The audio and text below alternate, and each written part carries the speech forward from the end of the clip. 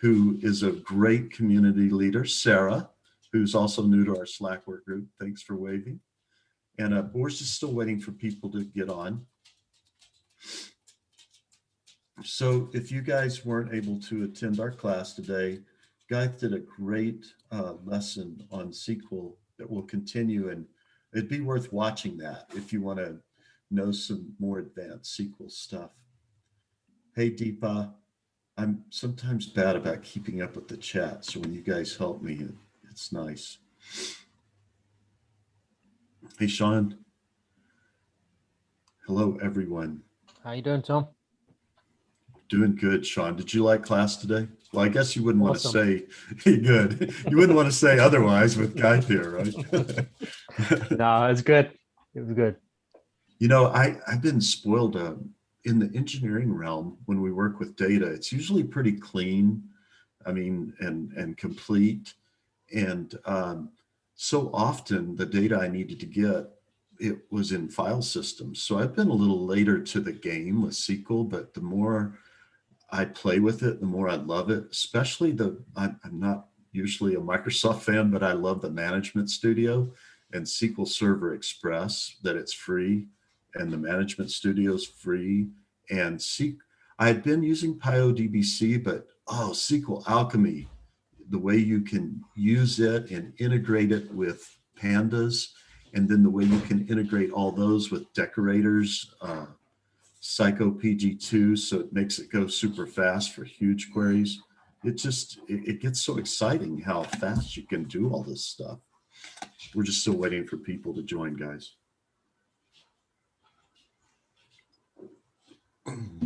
Did anyone besides our dear Geo complete a class recently that we can celebrate with you?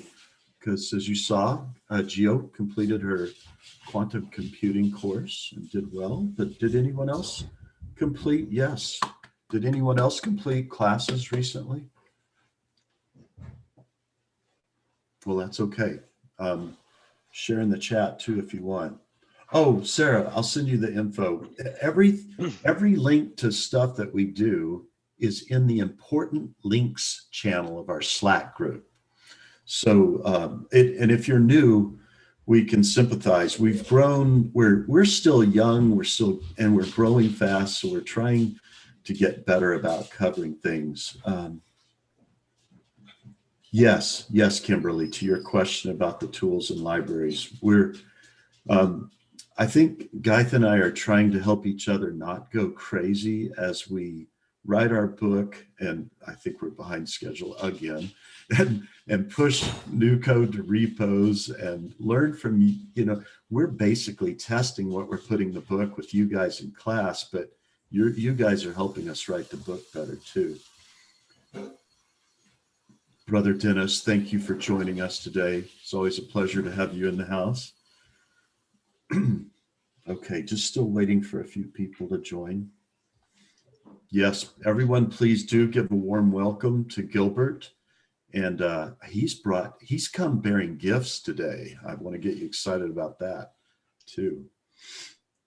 And hello to everyone joining.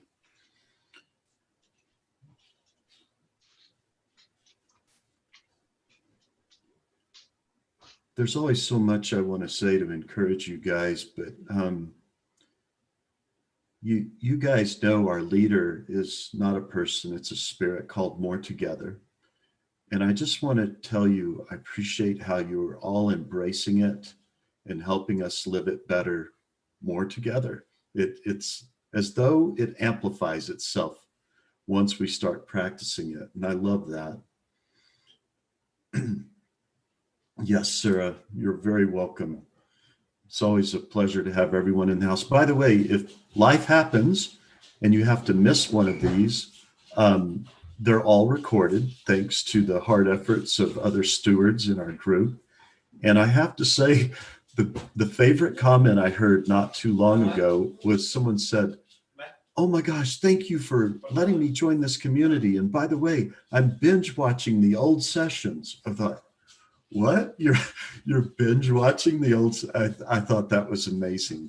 And when I think of the value that's been recorded in those sessions because of you guys wanting to give back to each other. There is a lot of wisdom in those old sessions. So thank you for that. Okay, we're near critical mass, so I think we could get started. So where to start? I'm a little mad at Gilbert because it's obvious that he spied on my past career to get the antithesis to the things that he wrote in his book, People Skills for Analytical Thinkers. And, you know, I used to be so cocky thinking I had great personal speaking, personal skills, and I was making so many classical mistakes that John Thompson points out in his book and that Gilbert could point out in his book. But Gilbert is an observer, and he started thinking about what he saw as he watched data scientists, et cetera. And his book's really great. I've had the pleasure of meeting privately with Gilbert to go over new material, to talk about other aspects of his thinking in this area. And I think we're all going to be very excited to have him. Of course, his material is very much like Geo's material, but in the sense that he's saying, okay, but we are analytical people. What are our struggles when we're trying to exercise better personal soft skills when we're analytical people? So I'm eager to put myself on mute and let Gilbert take the floor. He's got an icebreaker for us, and then we're gonna do discussion like we do discussion after he gives us that. Gilbert, thanks again for coming, and please take the floor. Thanks for the intro, Tom, and thanks everyone for having me. I've seen and heard this is a very close knitted family, and I can see that already in the first minute. So great to see that. What I would like to do today is, of course, tell a little bit about my perspective and my story, but I'm most excited for the conversation, what's gonna happen after, and to see what are your experiences, what are your struggles in your daily work, and how can we learn from each other, because that's what I'm all about, to help other people, to contribute. And it sounds like I'm at the right place here, so I'm happy to be here. Thanks again for inviting me. My name is Gilbert Eijkelenboom. To give a little bit of background, in my university time I studied behavioral economics, which is all about the psychology of decision making. I was very fascinated with psychology, and especially the analytical side of it. And when I started my career, I didn't really know where to start, because I was always passionate about mathematics, physics. That those were my best subjects in high school. But when I started my career, I didn't really know what to choose. So eventually I started my career at Cognizant. I'm not sure if you know, it's a big IT consulting company, where I was mostly focused on data, of course. That's otherwise I wouldn't be here, right? And I really enjoyed it. But really early in my career, I also discovered that only analytical skills and data and rational analysis would not do the job alone. I remember one presentation I did for a management team, where I was in my first year, and before that presentation I did all the work, I did all the analysis, and I was pretty sure that management team would adopt my recommendations. But in that meeting, it all went differently, because I had prepared so well, and I brought all the facts and figures to the meeting. I thought, what could happen? But then when I arrived at the meeting and I showed my recommendations, my data, it was clear that it wasn't working, because especially one person in that meeting. His name was Giovanni, and he was a very small guy from Italy, with a big pasta belly. I remember him very well. And not only his appearance was different from mine, but also his character, because I was more the analytical type. I saw myself as a more rational person. Now I also understand that maybe we're more emotional than we think, but that's a different story. But he was much more driven by emotions. And in that meeting, he bounced off all my ideas, and he was just sitting there like a wall. And I really didn't know what to do. And after that meeting, nothing happened. My recommendations that I gave them arrived in a dusty inbox folder probably. So yeah, nothing happened with my recommendations, and I felt a bit frustrated. And why could that happen? Because I did all the analysis and all the thinking. Why don't they adopt my recommendations? But it was clear after talking to my mentor and my manager that I had been focused on the analytical side only on the data, only on my message, what I wanted to say, instead of thinking a lot about my audience and making a connection with them, understanding what is important to them and what is important to Giovanni. And I also understood that Giovanni did not fail me, but I failed myself. And there was a moment early in my career where I understood and realized, okay, maybe I need more than the data skills, more than the analytical skills, more than the mathematical skills. That was in the beginning of my career. But if we go back a little, then we see that that's not the only time where I was really focused on the analytical side. Because in the beginning of my student life, I was getting more interested in online poker. And online poker is a really analytical game. It's a game of mathematics, of course, a bit of psychology, but the main thing is calculation and math. And that's why I loved it as well.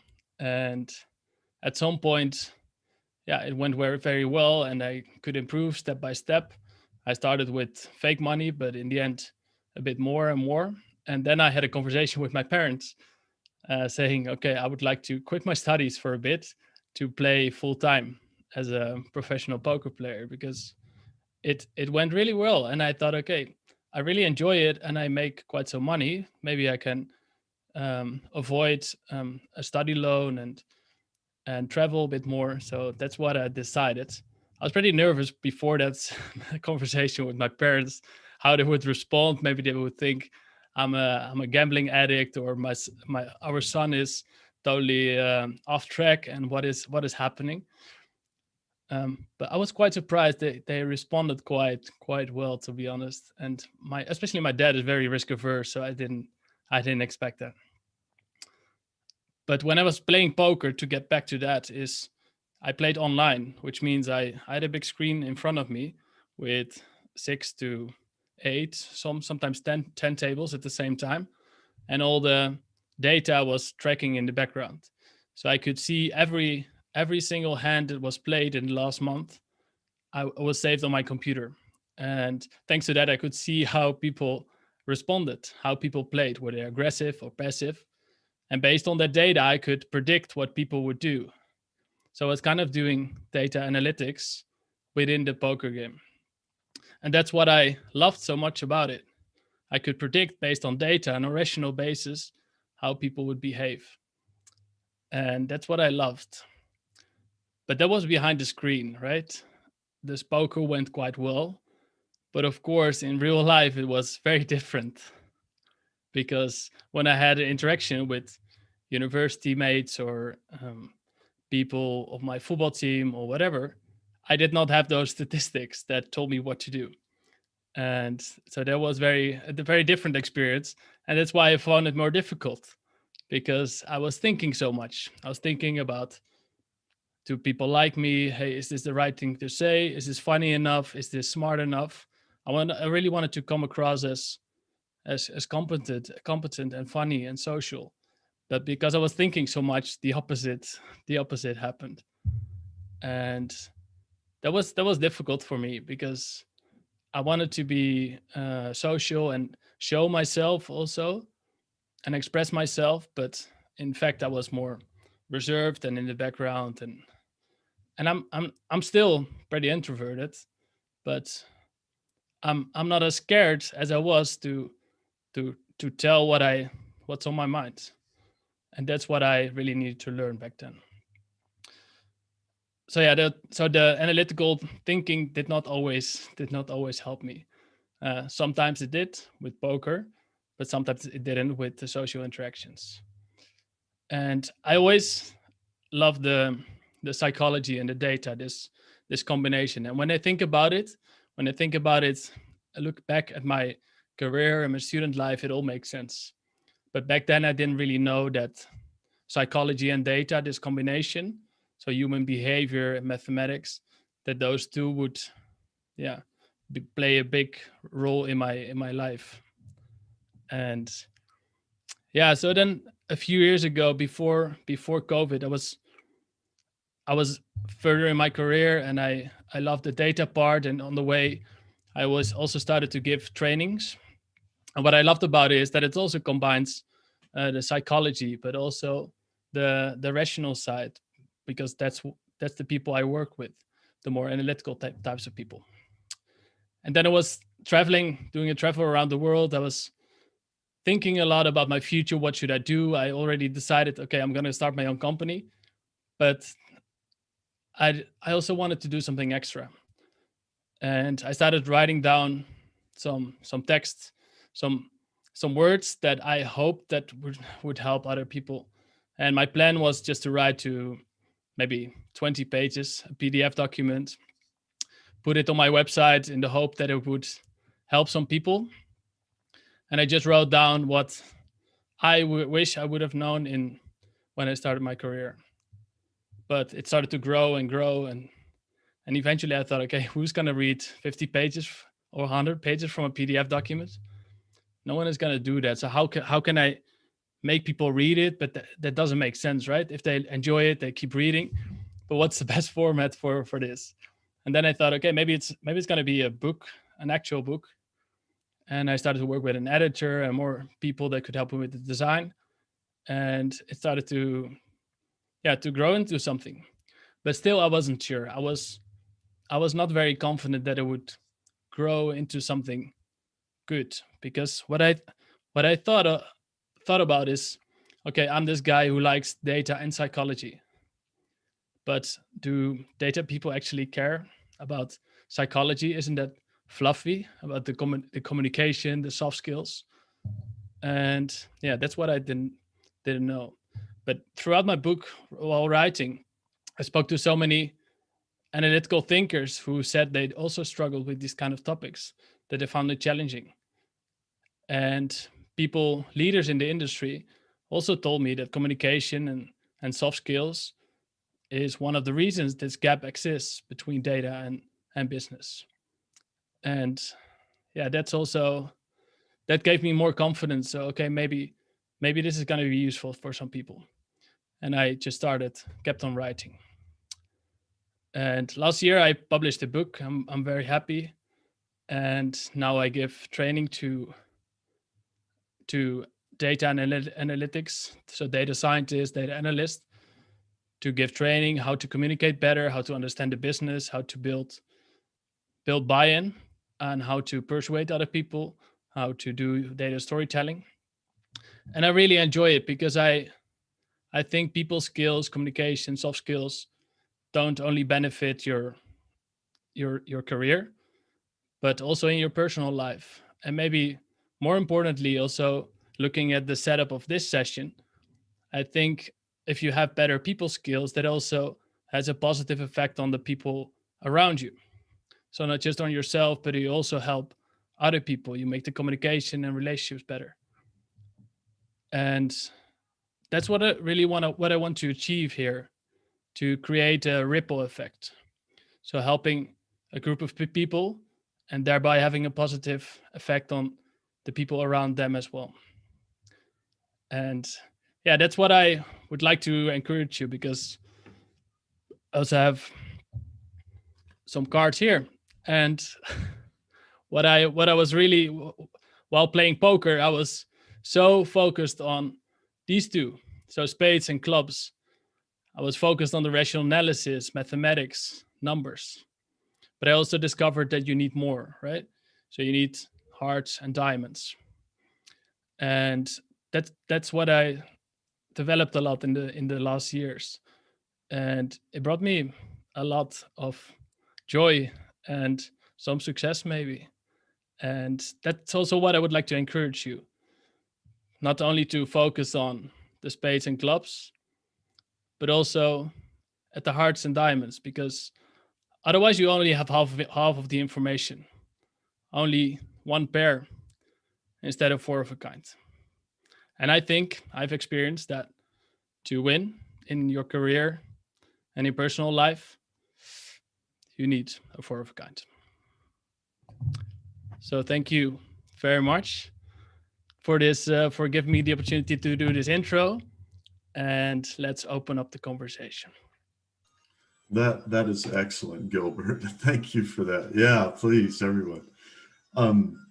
So Gilbert, I don't know if this is the best first question, and that there's going to be a lot of questions showing up in the chat, I think. But what would you say is the top or the top three ways for us analytical thinkers to build a bridge with our organizational counterparts that are more linear in their thinking, which we know is also important to running a business? What have you found were the biggest takeaways to creating that good bridge? To make the bridge with the business, for example, for people that think in a different way. Yeah, exactly. Yeah, I think the first step is to realize that we are scarce. We are maybe a rare type. Rare is maybe a bit of a negative connotation. What I mean is that there's a lot of people in the world who think in a different way, who have different algorithms, as I call them in the book. So different behavioral patterns, a different way of thinking. And if we assume that everyone thinks in the same way, whether we assume that explicitly or implicitly, then the communication will be hard, because we're communicating with a kind of rational mind, and the other person prefers to get the information in a different way. So I think first step is to understand, okay, most people think in a different way. And then second of all, especially before important communications, before a big presentation, or when you have a meeting with your manager or with a client, take some minutes, take 5 minutes to write down the name, say, okay, this is Peter, and what does Peter find important? So you can write personal stuff there as well. Maybe he likes football, and he was born in Kansas, but also what does he find important? If it's a marketeer, he wants to get more clients. Then the question is, what are his objectives? And by writing a bit down about this person, you get into the world of Peter, and you will understand a bit better how to communicate.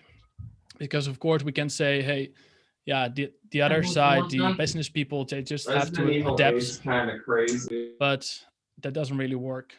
I mean, if we're both sides are gonna blame each other, it's not gonna work. So to come back to your question, I think first realize that most people think in a very different way, and second of all, then try to visualize yourself in the world of the other person, and then tailor your communication according to that. Excellent.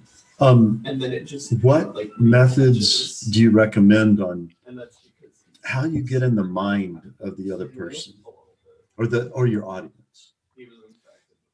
Asking questions. And it sounds obvious, and I think many people know this on a theoretical level, but I don't think people ask enough questions in general. And asking questions and then just shut up. So no, not giving your own point of view right away or adding on top of it, but maybe ask another question and ask another question.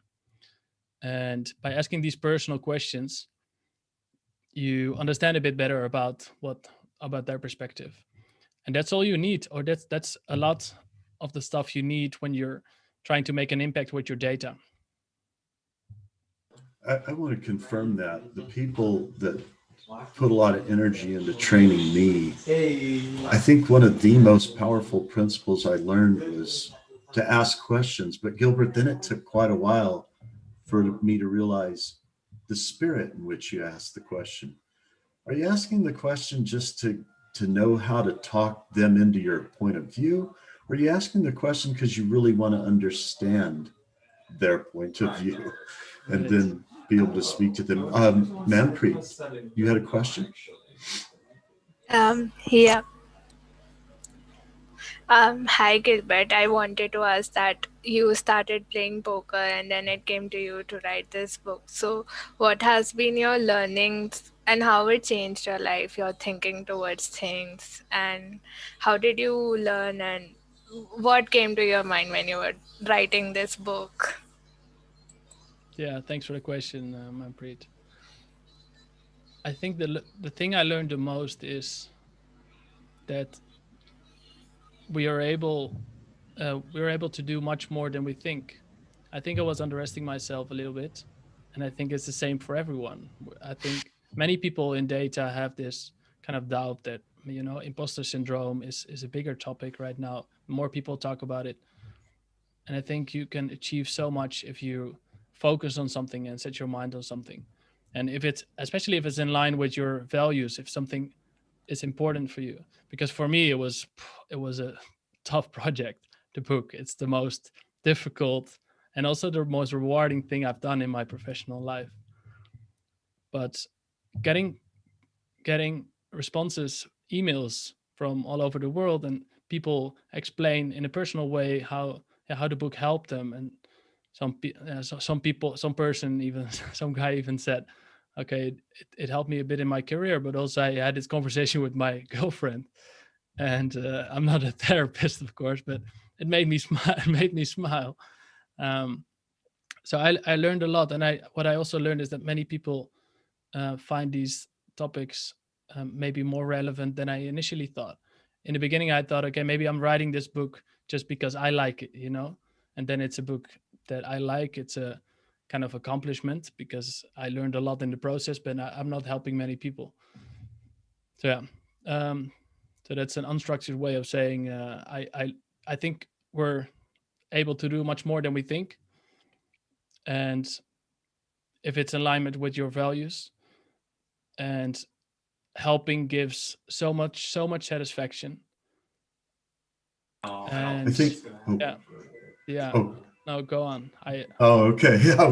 I didn't mean to interrupt you. I was listening carefully, but I confess I'm super eager. Kim, who I deeply respect, well, I deeply respect all of you, but I really enjoy Kim's thinking and her mind. And she said also, way before presentation, when you were first doing your analysis and building it out, that is the best time to ask questions and try to better understand stakeholders. Now, I absolutely agree with that. But Gilbert, I kind of see Kim saying, hey, you don't wait till you've started your work and done everything to start building that bridge. Why aren't you just building it from the start? Even before you start the analysis, I would even say, what do you say to that? Yeah, excellent point. I would totally agree with Kim. And I think what happens too often is that we ask them questions and then nothing happens, and then we present the solution. We present the data product, the model, the insights, or whatever. And in the middle, not so much communication happens. And then at the end, we discover that people are not using it. People are not using the data products. They don't act on the insights. And I think one of the reasons is because we don't talk in the middle and don't build the trust and show, hey, this is where my insight or my data products are going. Is this right? And of course that middle is important, but I think in the beginning that's an essential part, because you need to understand the business problem, understanding a lot of or asking a lot of questions to understand the business problem, which is maybe more on the rational side, but also ask questions about the person, make a personal connection, because if you build that trust in the beginning, that's also more likely that they will use your work. And you also get a bunch of new information about what is important to that person. And if you talk to an executive and that person says he's a big fan of, say, say he's a big fan of improving customer churn. That's a big piece of information that you can use to use in your data model. Because if you understand what's important to the other person, you also know, okay, what's most likely to succeed. Also, real quick, two things, and then we're going to go to Kim's question because she's got her hand raised. I know, Gilbert, this is more like a living room. That's why one of the reasons I use this backdrop. And people come in and out as they're able. But two things, to your point and to Kim's point, because I love control system design, I think of, wait, this is a process. And I don't want my state variables, the successful state of this effort, to be ruined. So I kind of am a fan of checking in. Hey, this is where I'm at. This is just half baked. I'm in the process. Is this going the direction you think would be valuable? And I'm wondering what you think about that. And then I'll come to my next point. I think it's a great way. And I think we continually need to adjust, right? There's this metaphor. If you fly from Europe to the US, from Amsterdam to the US, and you want to go to New York, but you want the degree of course, I believe you end up in Washington. And I think Washington is a great place to be. But if you want to go to New York and that's where your hotel is booked, maybe it's not the right, maybe that 1 degree of course makes a big difference. And I think in business is so quick. People continually adjust and things change, priorities change. And I think it's such a shame if you don't get that information. And people change their mind as well. They think about it, hey, actually, this is what really matters to me. And if you don't stay closely aligned with that business stakeholder, you're going to work on your project with passion, but in the end, not deliver something that people will use. And I think that's a shame. Yeah, exactly. And because we do have people coming in and out, I wanted to make sure the maximum number of people heard about the very gracious thing you're offering to our community regarding your book. If you don't mind launching into that at this time. Yeah, sure. Yeah, I said in the intro, I'm giving training, so interactive workshops online, and I really enjoy it. It's a great way to work together in a small group of 8 people maximum to keep the interaction. And of course, I'll do some talking, but it's more like 15 minutes, 20 minutes.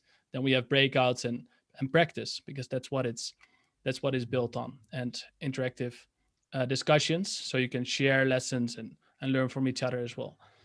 And my training program is 3 steps. So the first workshop is on business understanding, asking really good questions.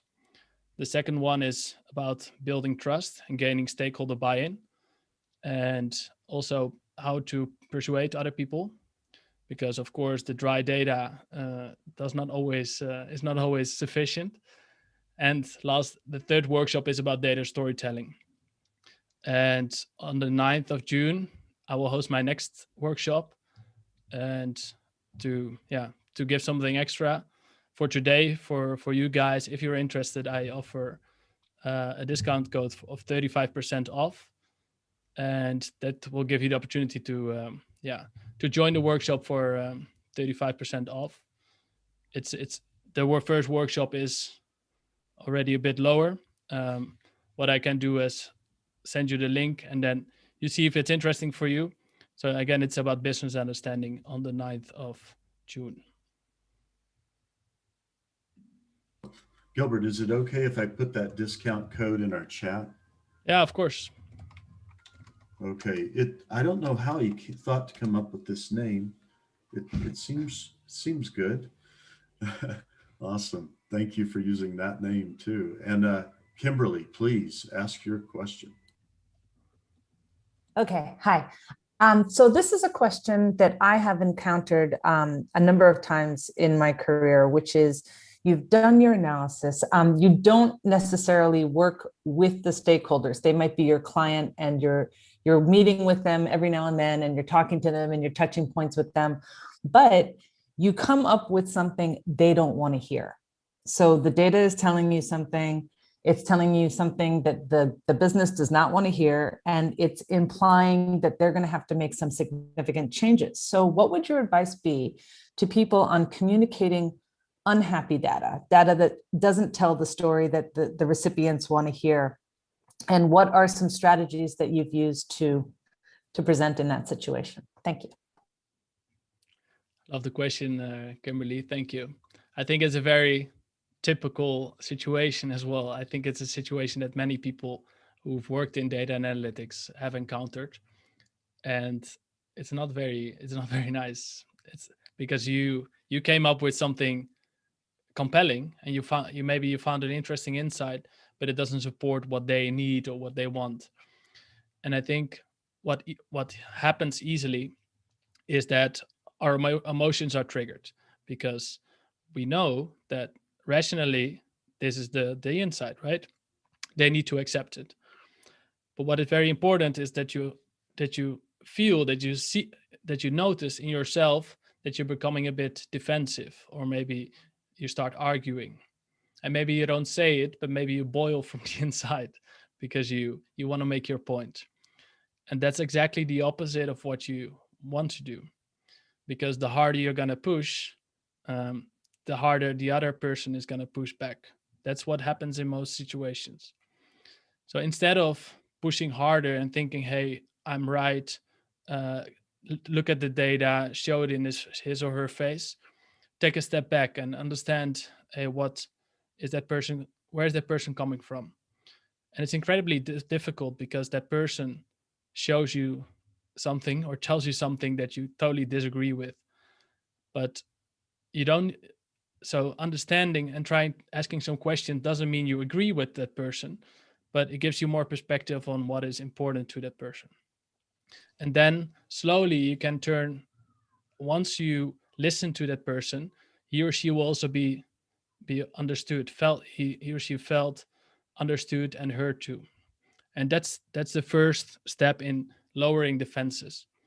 And once you've done that, you also get more information, defenses get lower, and then you can slowly turn around and try to steer towards the more rational point, and help them see that these insights may not be in line with what they want, but maybe in line with what they need. It just occurred to me as you guys were having this good discussion over this question, that if you are doing that frequent feedback along the way, they're not going to be as shell-shocked as if you did it all at once. Absolutely. So if you stay close contact, then also the frustration is not as big. So I think that's a crucial point. And they can start to think of, oh, okay, how do we deal with this? Okay, guys, always forgive me if I get the hand order wrong. I guess, Kim, you're finished with your question, but let's go to Donabelle, at least for now. Thanks, Gilbert. It's a great conversation. I feel like we all raised our hands at the same time. So I'm so sorry, Magdi and Greg. So here's my question. So I think company culture has a lot to say about the conversations that can happen. In some organizations, it's very top down, so very executive heavy. Just to set expectations, in your experience and what you've seen, how long does it take? Because I can't just go in and have a conversation with somebody if it's not part of our culture already. So how long does that usually take, just to set the expectation for people who might be wanting to try this or start this? Do you mean the culture where it's safe to ask questions, or more for an individual to move in that direction? Maybe the culture to have conversations about maybe the insight. So similar to what Kim has said, you have something that's not something that they want to hear, and you want to understand their perspective. So starting that conversation. Mm-hmm. And making it acceptable in that situation or in that setting. Yeah, I got it. Yeah, I think it takes very long, and I think it never ends, to be honest. Maybe it's not the answer you want to hear, but I think to really embed this into the organization, it will take at least 1 year, and it could take a few years. And I'm talking a lot about how we data people can get closer to the business, can ask better questions, can understand them better. But of course, they also have a job to do, and that job is data literacy. At least that's part of it. And then closely coming together, understanding each other better. That I believe that will give the best results in data. And yeah, so it's quite difficult to create such a culture where it's safe to ask questions, where to talk about these insights, because it requires a lot of reflection, and people need to be honest. Also, that executive or the manager that says, "Hey, these insights are beautiful, but I'm not going to do anything with it because it's not in line with what I want." That person also needs to self-reflect and understand, hey, maybe that data analyst, data scientist is telling something valuable. Maybe I need to listen. So I think it's a long process. Thank you. I think Does that's that a answer? realistic answer. It's a realistic answer. If anything, it makes me feel better because I feel like I've been in this road for a long time. So it's good to hear All it's right. normal. Yeah, good. Thank you. Yeah. Okay, Magdi. Thank you, Donabelle. And Magdi, eager to hear from you. Okay. Hi, Gilbert. Nice to see you Hi, again. nice to see you. I would like to know your opinion, or actually your approach in a situation when you know the business, because you are in the business, and you are preparing data analysis, so insights for the stakeholders, so the management, for example, and you have the good questions basically, but you are coming up with the questions because you know the business as well, and you, from the beginning on, you know that the management might not understand the outcome. So whatever you are doing, whatever you are bringing, so it is not, it is really relating to Kim's and Donabelle's perspective as well, from a different way. So from the beginning on, you know that what you want to get out and where you want to get to as the outcomes and the insights out, and what would be the, if you were in their position as managers, for example, I mean the high management, what you would ask and what kind of field you would analyze. So you are doing your job according to that one, but at some point you realize that, yeah, they will not understand. So you have to simplify it, how you present it, how to show it. You may need to leave out some questions, for example, because these leads to kind of a conclusion by them you don't want to get. For example, if it's, for example, relating to people, that they say, okay, we have to downsize because of that. So I was just in the situation a little bit, and I really have to think about, okay, what shall I do? Because I have the facts, I have the data, I can show it. It was a really nice visualization, for example, with charts. But at the end, I had to decide to simplify everything and strike through certain questions, because I had fear that it will go to the wrong way, because they will make the wrong decision. And it was not only that I personally thought that it is a wrong decision, but if I ask someone else within the company, in my level or a higher level, they would also justify that fear. So I felt that I had to manipulate, not the data. So the data and the information was correct, but I had to manipulate the way of presentation to them to avoid the escalation, for example, or the wrong strategical or managerial decisions.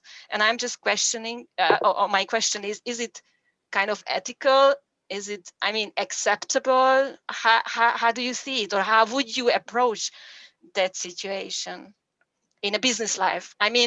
In a company, which you know how it works, you know the business, how it works, the domain, you know how it works. So everything is, from your side, you feel that it's justified. It is just, how to present to stakeholders who has no clue about the tool you are using, don't take the right questions, for example, what is important for the business. Shall I be proactive and train them, or what would be your advice? Yeah, so if I understand you correctly, there's a few questions. so the scenario is you work in the business, so you know them quite well. Those stakeholders have no clue about what you're doing, the tools and the analysis. You do know quite well how to present data in a way that would convince them. Is that right? Yeah. But your first question was how is it ethical to kind of change that data or the way you present it so that they will be receptive to your message? Is that right? Yeah, and they do not get the wrong conclusion. I mean, drastic conclusions right. for the business. Yeah, I think the difference between manipulation and influence is manipulation is doing it with the interest of only yourself or a malicious intention, whereas positive influence is also influencing someone, and you can kind of change your communication, but it's in a way that would help the greater good or everyone, not just yourself. So I think it comes down to two things. First, I think if you're a data analyst, data scientist, your role, whether it's specified or not, is also to educate the business, to help them understand how data can help them make their better decisions and how data works. And of course, you don't need to give them a course of advanced Python. That's also not what they want, probably, but give them some more understanding of how they can use it in practice, what they can get out of it. So just real quick. Oh, sorry. I hate to interject, but Dennis needs to leave soon, and I'd like to just let him interject on this, and then we'll circle back when he's Dennis, please share with us. Thank you. And then we'll come back to the other questions in order. We just wanted to capture Dennis before he had to go. Please, Dennis. Yeah, I'll just take a few minutes because I like to listen to Gilbert because he has a psychological approach, and I like to listen in this session. So I'll just take like 3 or 4 minutes because obviously you're all nice people and emotional and you're listening. I don't have that approach at all. Actually, I look nice when I'm in these Zoom conversations, but in business, I don't proceed like that. What I do is I write all the possible problems down before the project begins. So I have specifications. I write them down in detail, like Disney does when they ask you to do something. So I have everything in there. I have the contingency plan. I have the people that won't agree. I have conduct of change, psychology. But then I just set all the goals. Like I'll say, step 1 is we're going to do a prototype. And in step 1, we're going to write the prototype down. And we're going I did this for Disney. I did, I don't know, like 20 workshops with people in there. And I said, you're going to decide. I'm not building the project. I'm not going to go even get data for you.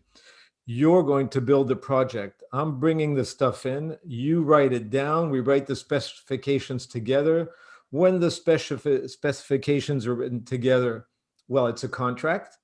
So they built it. I don't have to go back and forth. They're the ones that built it. I bring them information. They build it. They write it down.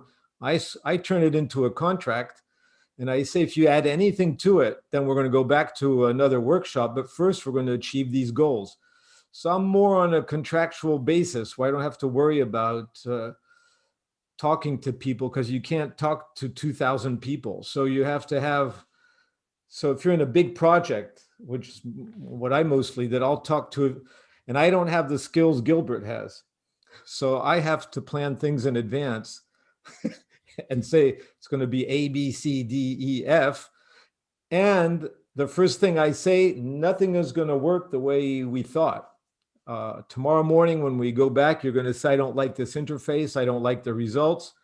Fine, but it's going to be your problem. You're going to have to tell me what you want and I'll just do it. But so you have to write the plan down. Then you have to know that no one's going to follow the plan, but they have to stick to it anyway because they promised they would, and they have to find the solution. So it's it's a social contract. If you ever read Rousseau, Jean-Jacques Rousseau, I'm in a social contract. You want the project, You want stuff, you tell me what you want, I'm going to write it down. Once it's written down, you're going to have to stick to your word. Basically, in a nutshell, that's it, since I don't have Gilbert skills. I'd like to support what Dennis is saying in that it's the ultimate caring. You're going to the client, you're saying, I want to understand what you want so that I build what you want.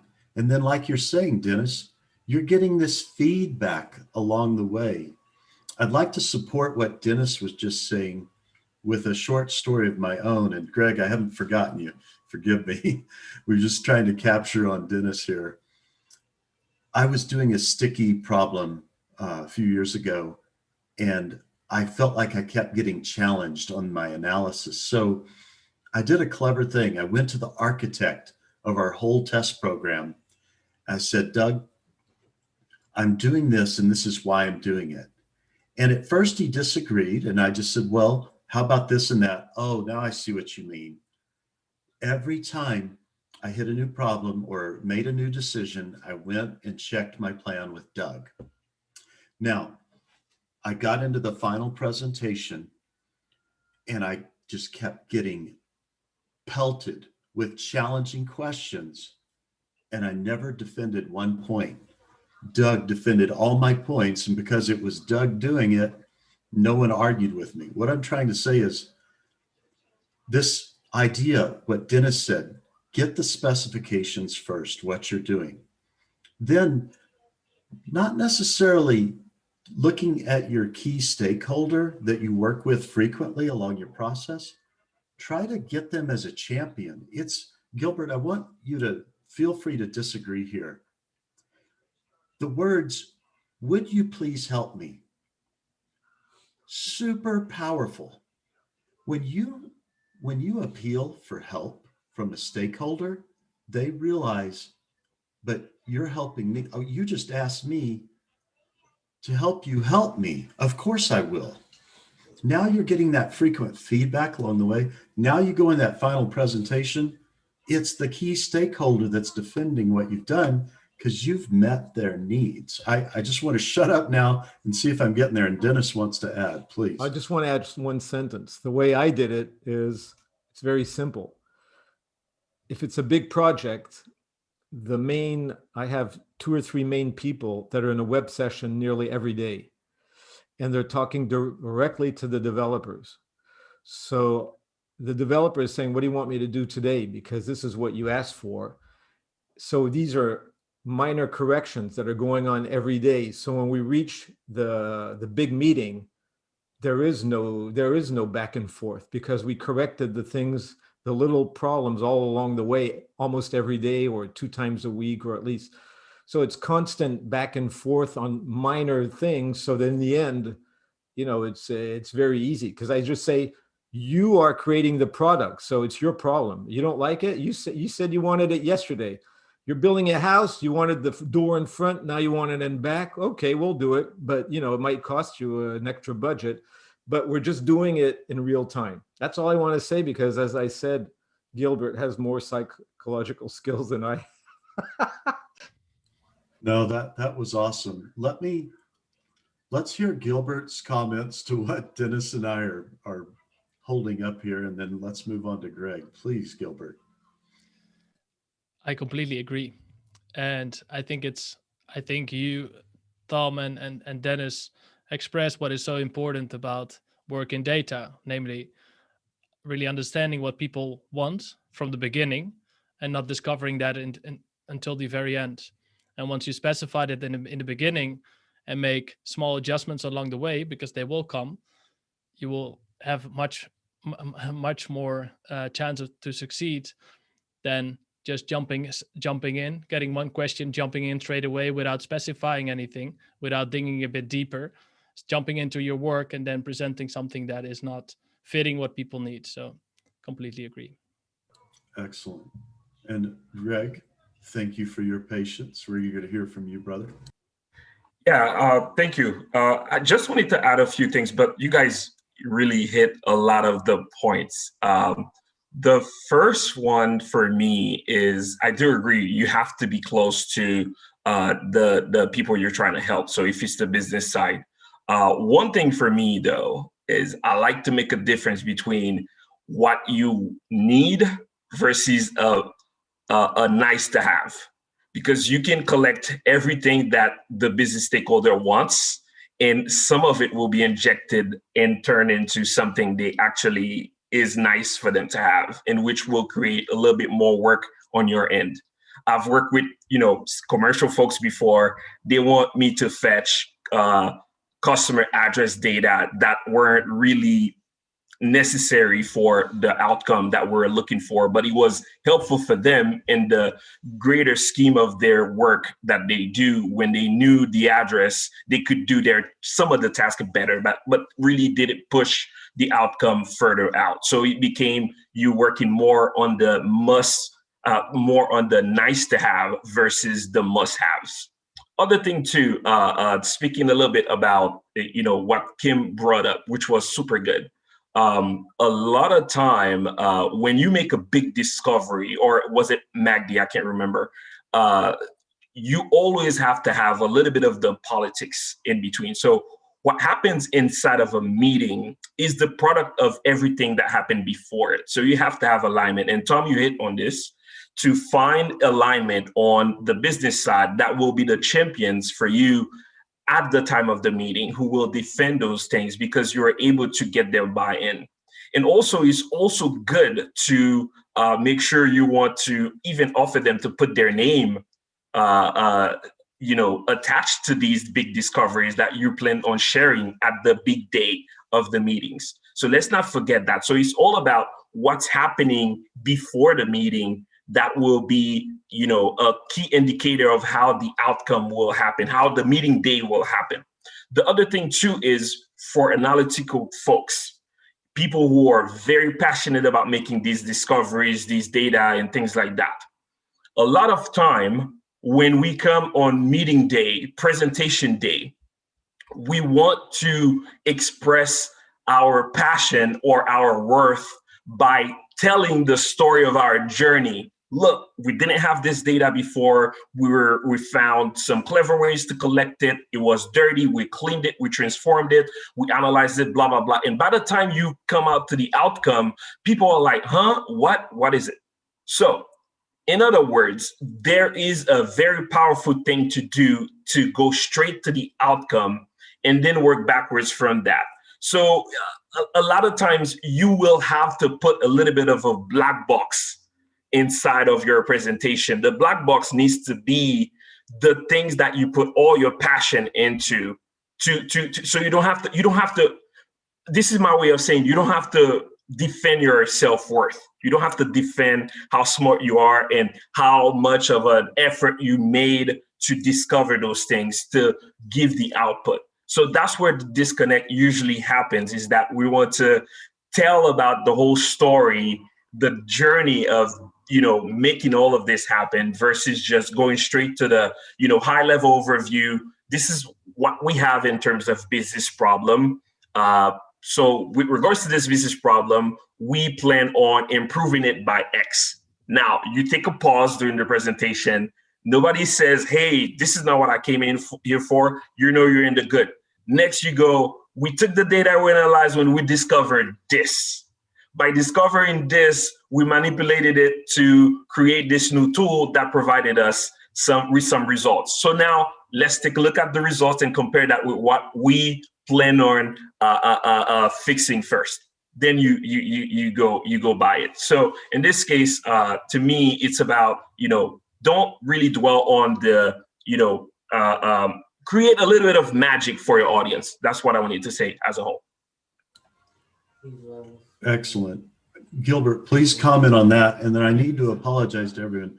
Sometimes this is a juggling thing. I was Dennis was letting me know he had to leave at 7 sharp for a family thing. And we accidentally, it's more my fault. I want to hear Gilbert's comments on what Greg just said. And then Gus, if you'd be patient, we need to get back to Magdi's question that got seriously interrupted. Go on ahead, Gilbert. Yeah, thanks for the wonderful additions, Greg, and I completely agree. I think you hit on a few very important points. Actually, I've been writing along with you. So the first one is must have and nice to have, and I think the business people in the business often underestimate how much time it costs, and sometimes they're trying to push more into the scope, right?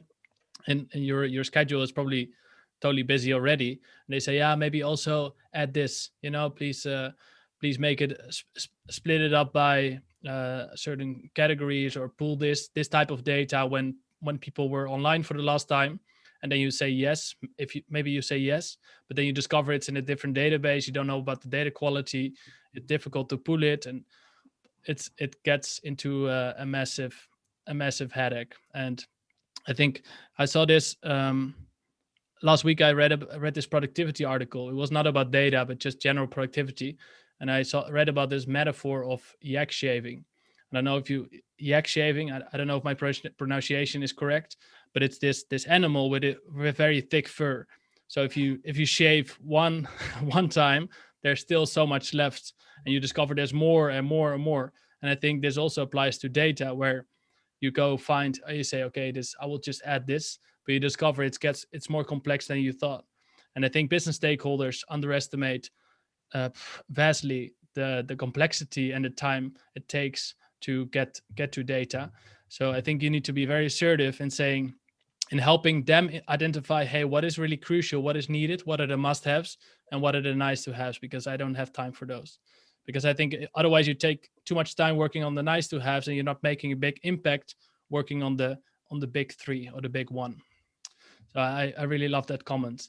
And yeah, also about getting buy-in before the meeting, because that's what it happens, and getting those champions and building the trust with people that want you to succeed, but together, succeed together. And I wish we don't speak about this gap so much, but more about the collaboration and the co-creation, because I think we need the other side and they also need us.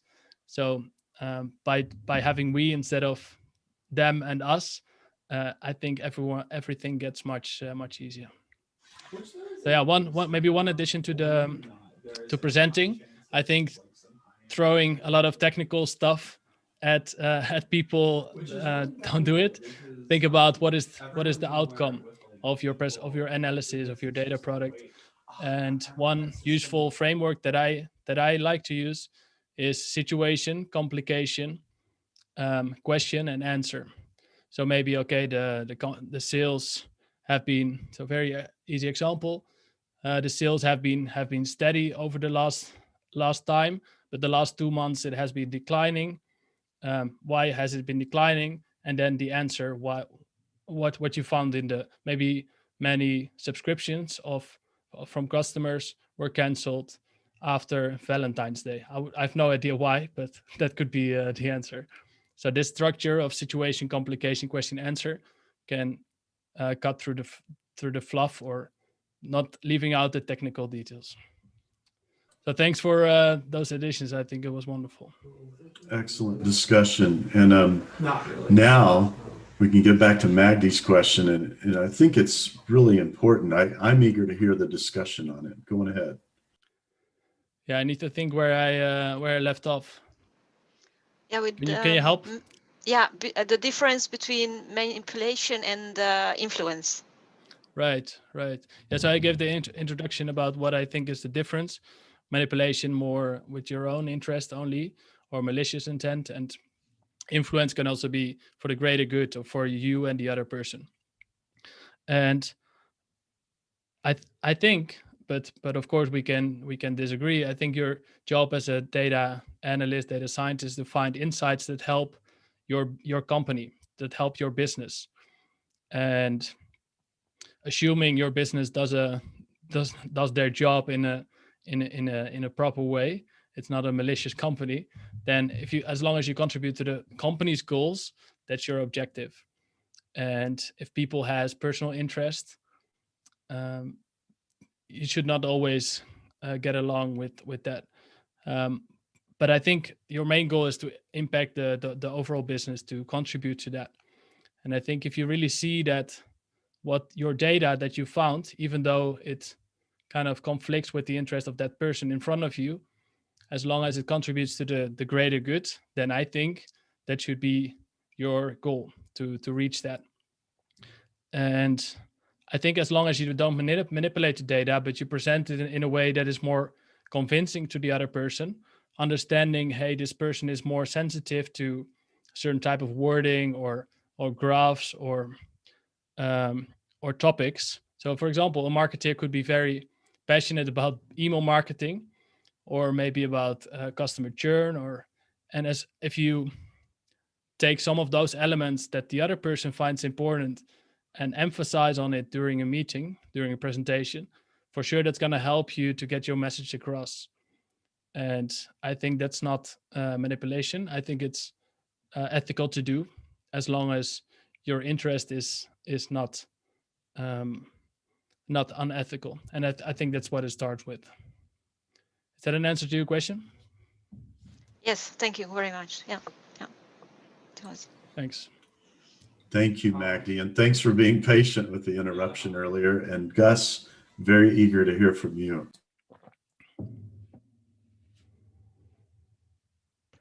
I would like to add a comment based on experience to that question from Magdi. For example, I remember when I was working for O2, we have a situation that someone was questioning why the sales were going down on a specific line of business. We ended up finding something, right? So we talked with our managers first, I mean, my team, and we said like, okay, yeah, we're pretty sure that this person is not gonna like what we just discovered, right? But obviously, as Gilbert said, you're not trying to cause any kind of damage, right? You try to create a benefit for the company. So if you have that situation of that you're going to affect some kind of like personal interest, I mean, you have to say, I'm sorry. I mean, actually, you don't need to even tell them. You go straight away to the person who's going to make the decision, who's going to realize that whatever you got in your finding is going to be beneficial for the company, not just for you. So, and also, one of the parts that when we started to communicate those findings were like how are we going to do it? How are we going to involve the people? So we started to hold meetings, even though that they were not at the same level as us. We started to involve them like every 15 days. And it was just a short meeting. Look, we're working on this. What do you think about this? Even though they didn't have a clue what we're going to offer, what was going to be the final product. But sometimes it's like, as Gilbert said, like it's good to hear what they say, what they think, because based on that, you can adapt your approach and try to be some kind of like smooth in the way of you're going to present the things, and then you don't cause any damage. I mean, I don't know, correct me if I'm wrong. I would agree completely.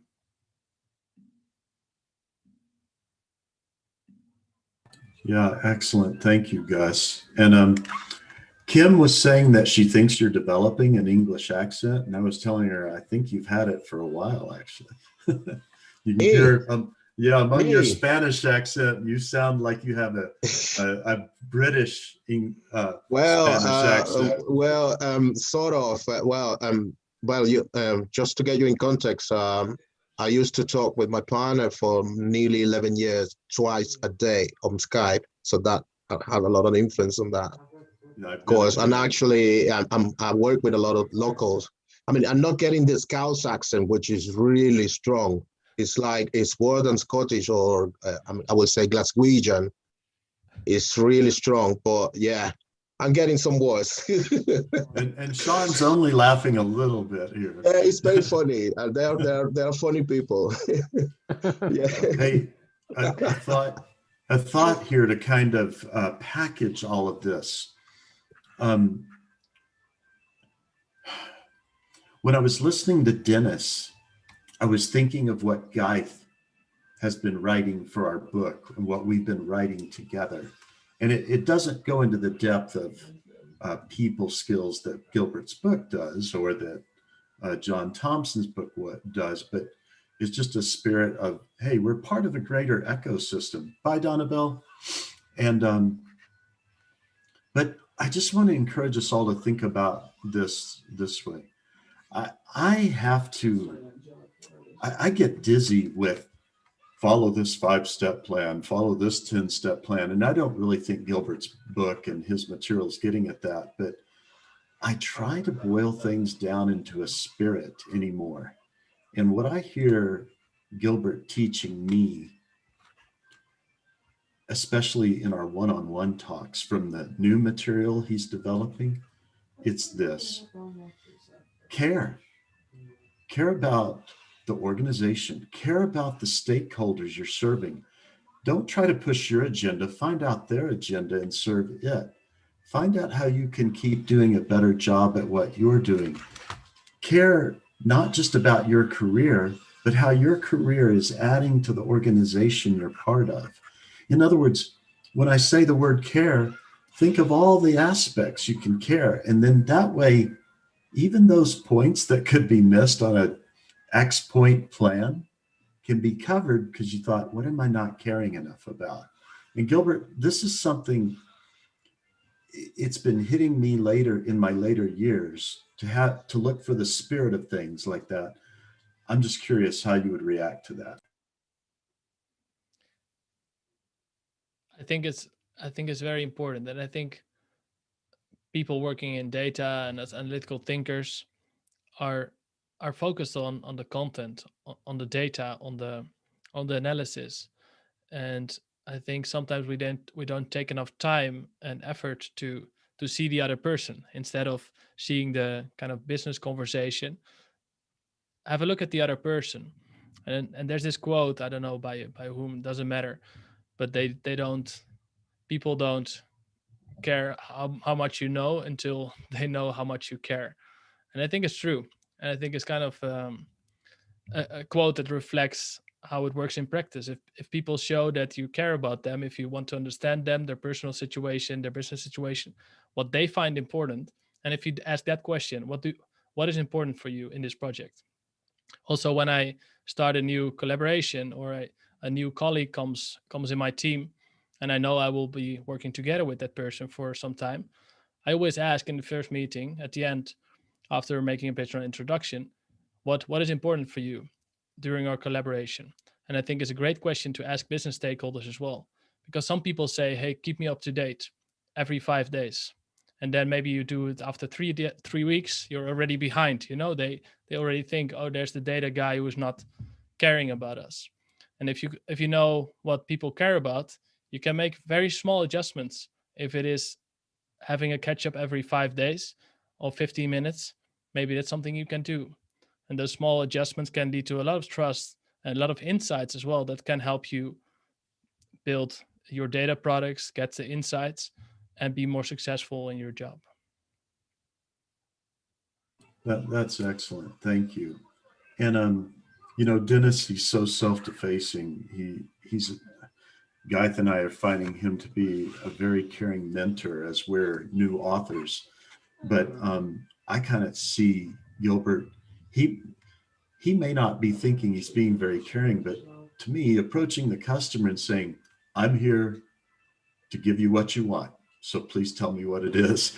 I mean, and it's funny, we can couch that very nicely. Just say, hey, I'm here to give you what you want. So let's define it very carefully. I'm going to do this a little randomly. Hugo, I hope you don't mind, but well, Hugo, we want to hear your mind here in a minute, but Gaith got his hand up, so we're going to go to Gaith and then we'll come to you, Hugo. Please, Gaith. Thank you, Tom. Thank you, Gilbert.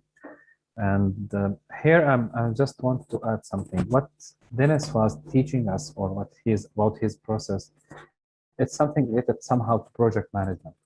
So since he has a project, he has to follow some kind of standard. Now, whatever it will happen when he follows this standard, he is able to to make clear defense about why he follow this methodology.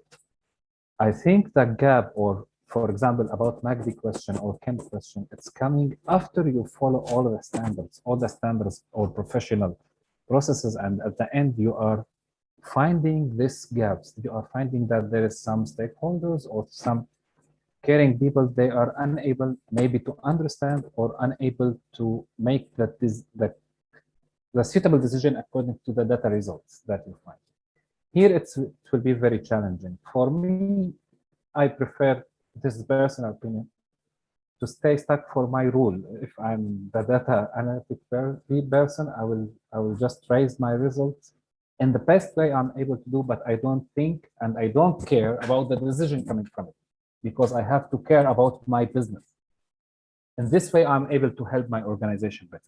That mean I care about the business by doing my part in the perfect way. So this is the first. The second point, it will never, I think, it will never comes to the point that the professional process, or you can find, let's say, personal specification or personal skills or soft skills that acceptable by everyone. This will never happen. Okay. At the end, even if you are the most careful, caring, and nicest person in the world, you will find somebody will not like you, and you don't know where you find it. Maybe you will find it in the most critical place in your life. That's why there is the professional process that you have to follow. The soft skills, it's something to make you care better, to make you feel better, to make you do your task better. Here, maybe it's selfish point of view that I'm focusing on myself more. I'm talking that we have to care first about our task, to care first about our business. But really, this is how you are able to communicate. If you are satisfied with yourself, you are able to satisfy the others. This is how I'm thinking about it. So that's why the professional processes, the project management processes, the Scrum, when Dennis is talking about, let's say, daily meeting with the developers, this is something like just the Scrum methodology, and this is something that in software development, it's very common to be used. So yes, this is the standard way, or this is the best practicing way to follow, just to find, let's say, good defense about your process, your business. But what Gilbert is talking about, I think it's something, it's more reflecting to the person himself. And by improving ourselves, we are better to perform better results. This is how I'm seeing it. Yeah, Gilbert. What I'm thinking is, so what I hear from your answer and the things you say is that, first of all, we need to understand, we need to be ourselves and care about our own work first before we can do a good job also in understanding what matters to other people.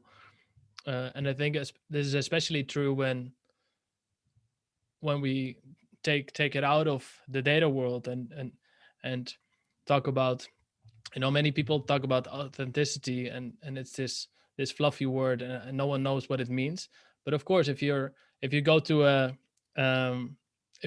birthday, say it's after COVID, so you're coming along with everyone, 30 people in the room, and you're continually trying to see, okay, what's important to that person and what's important to that person, and it doesn't matter, right? It doesn't work, because you're really trying to adjust your behavior all the time. That's what I did way too much in the past as well, because I wanted to please other people. But then if you don't just be comfortable with who you are, then it's not going to work out, because people won't like you being adjusting all the time. So I think that makes sense. And in a data setting, so you're saying we also need to focus on our own work first, and then have a look at other people. Is that right? Yes, correct. Since when I talk about, for example, we have a finding that somebody will not understand, or somebody, okay, he will not understand. We have, it's our task to do our best to make him understand. If he will not be happy with it, okay, that's not our task to make him happy. It's our task to show him the fact here. This is how I think about it, but in a nice way, let's say. Mm-hmm. Exactly. I think as data analysts, data scientists, we need to show the facts and show what the data tells. And I think we should not manipulate it or say it in a different way. I think what once we have that, we can use the knowledge that we have about our stakeholders to increase the chance that people will also adopt those recommendations and insights, and that the data will be actually implemented, or whatever has been found. This thing that we just brought up, that Guy brought up, I think it's so important. We could almost have a whole nother session on it, but it comes around to this issue of, we can be the best person in the world and we might be crucified for it. I have to decide. Thank you for understanding, Guy. I have to decide. I just need to keep being the best caring person I can, and understand that that's not always going to be received well. But what I learned the hard way is, if you keep being open to how you can improve and you keep doing your best work, and you're in a toxic, hard environment doing that, it's far better to keep being that way than to just check out and survive. Because by just checking out and surviving, you're costing yourself valuable development time. If you're trying really hard to be productive in a hard environment, imagine how much better you're going to do when you get to a good environment. And this is a lesson that I've shared with y'all before. I share it. It's very humbling, very embarrassing that I ever did that, but I share it in hopes that all of you will avoid doing that. Guys, did you have anything to add? Okay, you go. I'm eager to hear your thoughts about everything today. Good evening, Dad. Good evening, Gilbert. Hi. Okay, so that I have actually wanted to just soak everything in, because I have bought Gilbert's book. I bought it when Christina made the recommendation. She normally does this book challenge. So when she recommended it, I bought the book, and I was really hoping that as soon as I was done with the book, I will put up a review of the book on LinkedIn. So I'll still do that, Gilbert, and I will tag you when I do that. Yeah. So, but I have been absorbing everything, and how I feel about the whole thing is this: that I know I can be a bit controversial sometimes, but okay. So I learned data analytics and presentation under a very he had I'm trying to get the right English word to use now to describe it, but he had a very, would I use the word bubbly personality, and one of the things he would say is that as an analytics person or as a business consultant, you are a messenger, which means you carry a message. And in this part of the world where I come from, in Nigeria, we have traditionally people will call town criers. These are messengers who go from place to place, delivering messages, on behalf of either a royal monarch or somebody. So this is what they do. When they come to a place, they try to alert everyone that, hey, I got a message from the king or from whoever is the paramount leader of that place. And the moment they come with that message, at that point in time, we do not pay attention to the messenger. We don't want to know whether he's well-dressed. We don't even want to know how he's talking to us. We don't want to know. We just want to hear, what message is it that the king wants to pass across? That, so he says that most times it's better if you as a person work on your message so well that by the time you present it, it ignores people. The message is so powerful that it makes people ignore whatever shortcomings that, okay, he's not dressed well, he's not wearing this, it's not. So it just has a way of making people ignore what you look like. Like they say, there's a question, there's a, I think it's like a quote, like they say, do not, how do they put it now? I think it has to do with something about, receiving the messenger and ignoring the receiving the message and ignoring the messenger, yeah, something like that. So I've been trying to just soak that in, and that has been his strategy. It works for him. He just goes in and, you know, he just delivers it. And sometimes he has this very bubbly personality that he can even engage you guys in a not shouting match per se, but you would have loud voices. So it seems to me that that approach, you know, negates everything about bringing soft skills into your presentation, you know, and trying to make the whole presentation thing stick because of empathy and all the other soft skills you bring on board. So like I said, I was just trying to absorb everything that has been said. And then much later, I will put something together, and then that's just for me. I'm very sorry, very, very sorry. No, Oh, good. you go. Please, Gilbert. Yeah, no, thanks a lot for bringing that up. I think it's a great point, and what I got from your messages is that the message is so important, right? And I think to get to that really good message, you do need the empathy. You need to understand what matters to the people in your audience. Because I remember really well in the beginning of my career when I thought I need to do a presentation, I was thinking, okay, I'm gonna put these things in there. But I was skipping a few steps. I was skipping, hey, what matters to my audience? What are they interested in? What type of knowledge level do they have? Because if I'm telling complicated stuff, I will lose them. If I tell really easy things, first grade material, I will also lose them. So you need to kind of be par or slightly above that level. And I think to get to that strong message, you need to understand your audience really well and understand, okay, what's my goal? And then if your message is really good, then you could wear, I don't know, a pink tuxedo if you like, but they will still buy your message. And I think is a great point. Hugo, what I'm going to hope for is that you'll take that great mind of yours and process what you were thinking and then write a really great LinkedIn post for us. Can you maybe do that? Okay, sir. Awesome. I'm looking forward to it. My dear sister Ngozi, please say hi to Gilbert. Hi everybody. Good evening, Gilbert. Hi. Hi. Thank you for the presentation. Very, very important. I think I'll use the word important.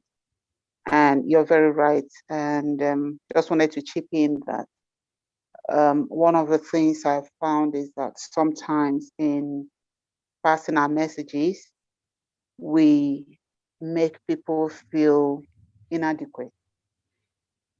And that's just following up from what Hugo says, that just kills the message. Because as soon as you start telling people what from the data, what you found that they've not done well, you have created a barrier that does, you know, they won't be able to let go. They become very defensive. And I'm talking as a bit like Dennis, where I go into organizations and I do work for them on you know, on an ad hoc basis.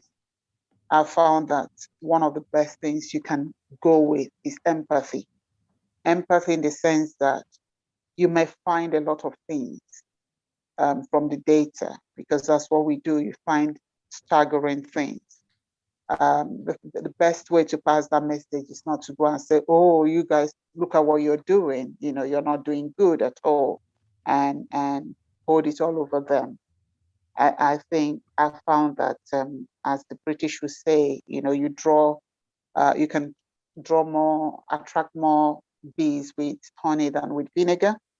So it's a question of finding a way where you praise what they've done so far. However, you know, find something to praise, find something to celebrate in what they've done so far, and then talk about what they can do better in that sort of balance. I found that helps you know, sell your message better than just going off talking about all the things they haven't done and all they can do well, even though they are paying you to do exactly that. That's my contribution. So yeah, very much I agree with your message, Gilbert. Thank you. Thank you. What a great contribution. Thanks so much. And I think it's spot on because no one wants to hear that they're making mistakes, right? And of course, we're not saying that you should not point out mistakes, but you can do that in many different ways. You can say, "Hey, I found something. You're making mistakes here, and you're not doing your job, and this is what you're doing wrong. 1, 2, 3, 4, 5, 6, 7."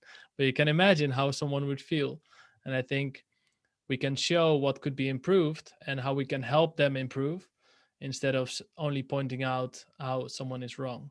And I think by first saying, hey, this is what's going well, or this is the situation, kind of having this layers of foundation, the defenses will be lower. And I think also having a personal connection with someone also helps, because then they know that you care and that you're not pointing out the mistakes because you want to feel competent or it's like a competition, but more because you care about them. So fantastic point. Thanks.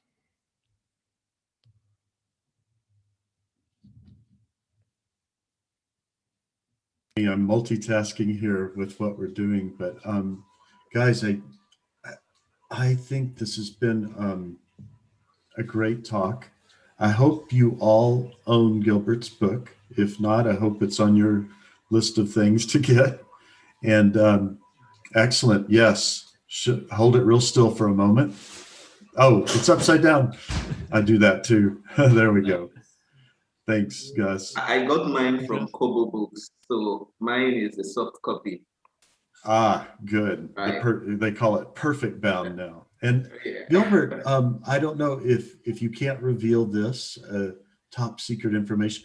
I get the feeling you're working on a second edition or a second book. Is that accurate? What do you think? Yeah, it's a second edition indeed, and I'm making some really small changes.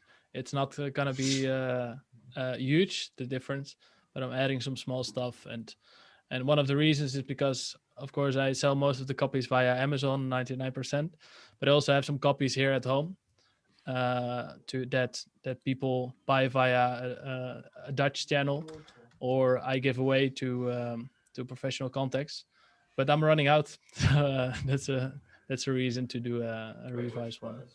And I've got to tell you, I was super honored that Gilbert wanted to review some of this new material with me, and you will definitely want the second edition. That's all I can say. It's good, really. In fact, again, Gilbert, it's just unfair that you're using my negative past as material for your books, but I would do the same to you if I could. I just, I don't know enough of your past. Exactly. No. Please include it. Super cool. Hey guys, we've gone a little over an hour and a half. So if it's okay, no after party today, but to me, there's a perpetual after party on our Slack work group. I always love either direct messages to me or messages in the family chat. And blessings to all of you. Gilbert, thank you again for coming. This is my most special hand gesture to things I deeply respect and were blessed by. And it's too, just so y'all know, I'm Catholic, so that's a Trinity symbol, and I like the Indian thing, so I kind of made my own hybrid version. That's all that's going on there. Gilbert, we're so grateful to you. Thank you for the gift that you are as a person and an intellect and a heart to our greater data evangelistic community. This has been a great session, and as you can tell, it's always hard for me to say goodbye on these, but I've got to do it because I have a book to write and I'm behind. Guys, take care, everyone. Love you all.